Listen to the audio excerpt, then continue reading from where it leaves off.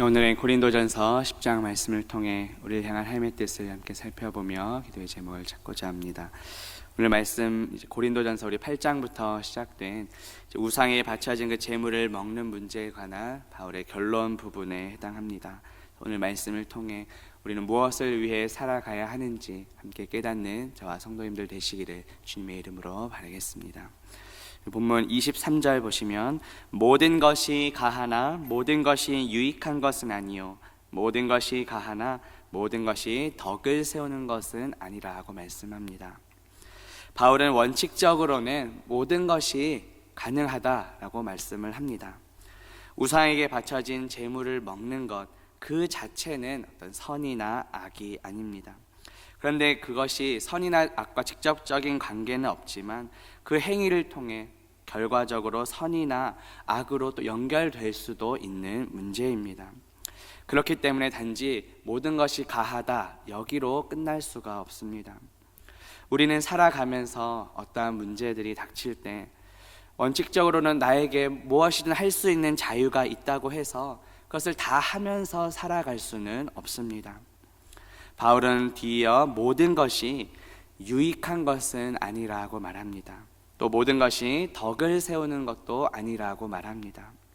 모든 것이 가능하다고 하여 그 모든 것이 유익하거나 덕을 세우는 것은 아닙니다. 우리는 우리가 하는 행동을 통해 다른 사람의 유익을 구하고 또 덕을 세우는 결과로 나타나야 합니다. 본문 24절 보시면 누구든지 자기의 유익을 구하지 말고 남의 유익을 구하라고 말씀합니다.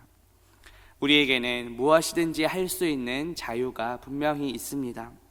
그러나 우리에게 주어진 자유는 나의 유익을 구하는 데 사용하는 것이 아니라 다른 사람의 유익을 구하는 데 사용해야 합니다.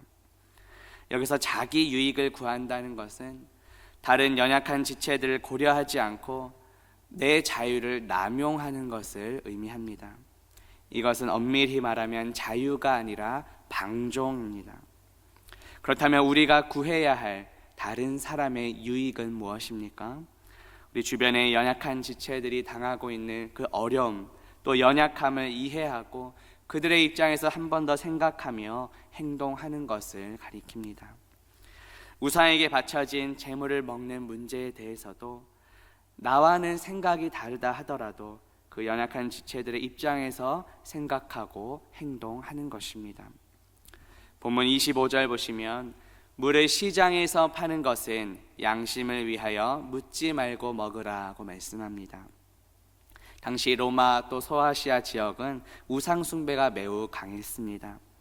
제사에 바쳐진 그 제물 또 그 고기가 다시 또 시장 일반인들에게 유통되기도 했습니다. 따라서 당시 시장에는 그냥 일반 식용 고기와 또 우상에게 제물로 바쳐졌던 고기가 이렇게 섞여 있었습니다. 그런데 바울은 설사 시장에서 고기를 구입했다 하더라도 그 출처가 무엇인지 묻지 말고 그냥 먹으라고 말합니다. 그 이유가 무엇입니까? 그 음식 자체가 우리를 더럽히거나 또 하나님과의 관계에 있어서 나쁜 영향을 주는 것은 아니기 때문입니다. 또 그 이유에 대해 이렇게 말씀합니다. 본문 26절에 보시면 이는 땅과 거기 충만한 것이 주의 것임이라고 말씀합니다. 모든 만물은 다 하나님께서 지으신 것입니다. 당시 고린도 교인들 뿐만 아니라 오늘날 우리도 원칙적으로는 모든 음식을 하나님께서 주신 것으로 알고 감사함으로 먹을 수 있습니다. 신약성경 디모데전서 4장 4절에 보면 하나님께서 지으신 모든 것이 선함에 감사함으로 받으면 버릴 것이 없다고 말씀합니다. 심지어 우상 숭배에 바쳐진 제물이라 할지라도 본질적으로 그 음식 자체는 하나님께서 지으신 것이기에 우리는 감사함으로 먹을 수 있습니다. 그런데 본문 27절 보시면 불신자 중 누가 너희를 청할 때에 너희가 가고자 하거든 너희 앞에 차려놓은 것은 무엇이든지 양심을 위하여 묻지 말고 먹으라고 말씀합니다. 만약에 불신자가 개인적으로 식사에 초청했을 때 어떻게 해야 하는지 알려줍니다. 바울은 그것이 누구의 집이든지 상관없이 그 집에 방문하여 음식을 먹는 것이 가능하다고 말씀합니다.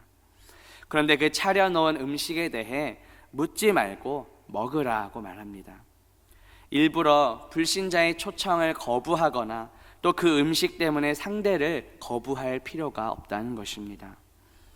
본문 28절 보시면 누가 너희에게 이것이 재물이라 말하거든 알게 한 자와 그 양심을 위하여 먹지 말라고 말씀합니다. 앞서 바울은 이 음식이 우상에게 바쳐진 재물인지 몰랐을 때는 굳이 묻지 말고 먹으라고 권면했습니다. 그런데 혹시나 누군가 이것이 우상에게 바쳐진 재물이다 이렇게 알려준다면 그것을 먹는 것으로 인해 누군가의 양심에 거리낌이 생길 수 있는 상황입니다. 그렇게 말한 사람은 우상에게 바쳐진 재물을 먹는 것이 곧 우상 숭배라고 생각할 수도 있습니다. 바울은 모든 것을 감사함으로 먹을 수 있는 자유가 있고 또 믿음이 강한 사람입니다. 그런데 혹시나 자신이 그것을 먹는 것을 다른 누군가 보면서 양심의 거리낌을 갖게 된다면 자신에게 주어진 자유를 제한하겠다고 말합니다.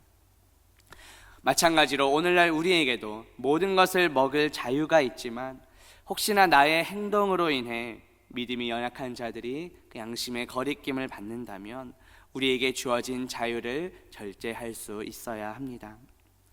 본문 31절에 보시면 그런즉 너희가 먹든지 마시든지 무엇을 하든지 다 하나님의 영광을 위하여 하라고 말합니다.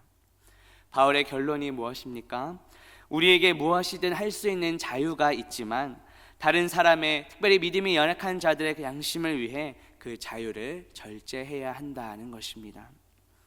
바울은 단순히 우상에게 바쳐진 재물을 먹는 이 문제를 넘어서서 먹든지 마시든지 무엇을 하든지 다 하나님의 영광을 위하여 하라고 말씀합니다. 오직 하나님 한 분께만 돌려야 할 그 영광을 다른 기타 우상들에게 돌려서는 안 됩니다. 나의 어떠한 행동으로 인하여 믿음이 연약한 자들이 걸려 넘어진다면 그것 역시 하나님께 영광이 되지 않는 것입니다. 베드로 역시 이와 비슷한 권면을 했습니다. 신약성경 베드로전서 4장 11절에 보면 만일 누가 말하려면 하나님의 말씀을 하는 것 같이 하고 누가 봉사하려면 하나님이 공급하시는 힘으로 하는 것 같이 하라.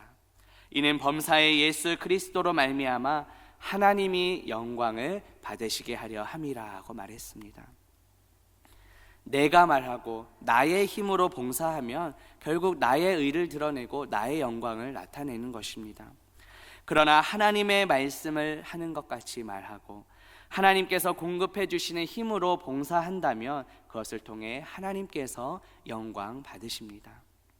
본문 마지막 33절 보시면 나와 같이 모든 일에 모든 사람을 기쁘게 하여 자신의 유익을 구하지 아니하고 많은 사람의 유익을 구하여 그들로 구원을 받게 하라고 말씀합니다. 우리가 다른 사람의 유익을 구하고 무엇을 하든지 하나님의 영광을 위해 살아야 하는 이유가 무엇입니까? 그것은 한 영혼이라도 더 구원받도록 하기 위함입니다. 우리는 나의 유익을 구하며 살아가는 것이 아니라 다른 사람들을 기쁘게 하고 다른 사람의 유익을 구하며 살아가야 합니다. 가장 중요한 것은 이 모든 것을 통해 믿지 않는 그 한 영혼이 구원받도록 하는 것입니다.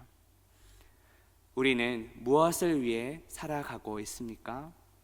나의 만족과 유익을 위한 삶이 아니라 한 영혼이라도 더 구원 얻도록 주님께로 인도하는 저와 성도님들 되시기를 주님의 이름으로 바라겠습니다.